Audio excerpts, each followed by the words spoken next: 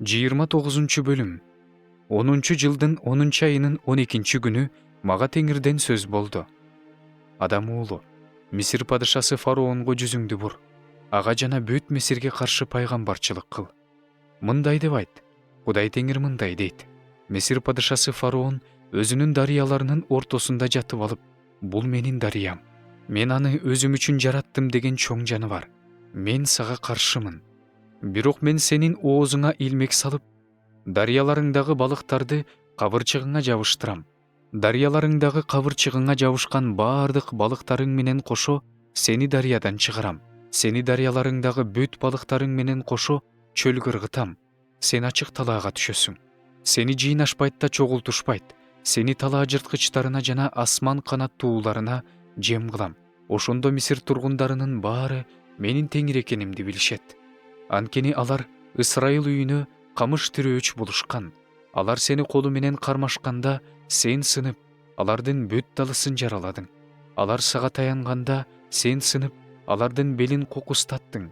Ошондуктан Кудай Теңир мындай дейт. Мен сага кылыч жиберип, адамдарыңды да, малыңды да кырам.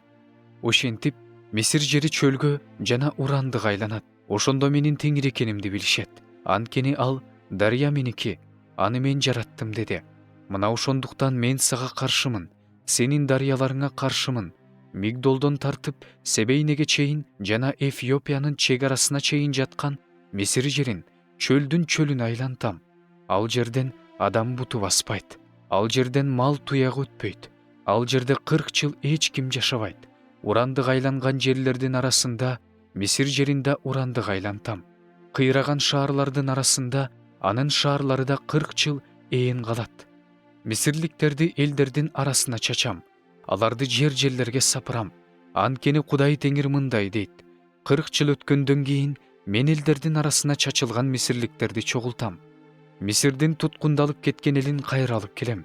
Аларды өздөрүнүн туулган жери, Патрос жерине алып келем. Алар ошол жерде күчсүз падышачылык болушат. Ал падышачылык башка падышачылыктардан күчсүз болот. Ошондон кийин ал элдердин үстүнөн көтөрүлбөйт.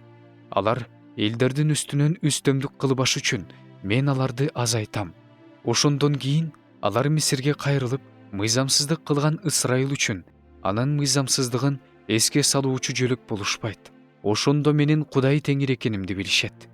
27-жылдын 1-айынын 1-күнү мага Теңирден сөз болду. Адам уулу, Бабыл падышасы Небухадоносор өз аскерин Тирге каршы чоң иштерди кылдырып кыйнады.